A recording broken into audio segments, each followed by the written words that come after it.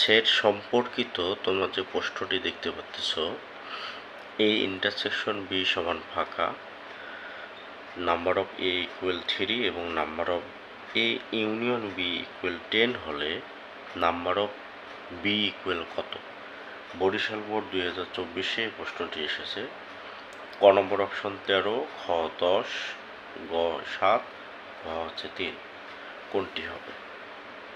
তো দেখো, এই অঙ্কটি করতে হলে এর একটা সূত্র আছে। সূত্রটা কি? Number of A union B equal number of A plus number of B minus number of A intersection B. এটা হচ্ছে সূত্র। এই সূত্র যদি প্রয়োগ করো অঙ্কটি করতে পারবা। তো এখানে বা লিখলাম, number of A union B এর মান হচ্ছে 10, বসায় দেব। নাম্বার অফ এর মান হচ্ছে 3, নাম্বার অফ বি বের করতে হবে।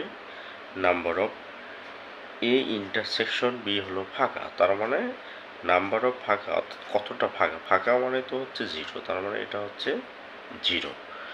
এরপরে 10 - 3 ইকুয়াল নাম্বার অফ বি, অতএব number of B equal 7। This is the right answer.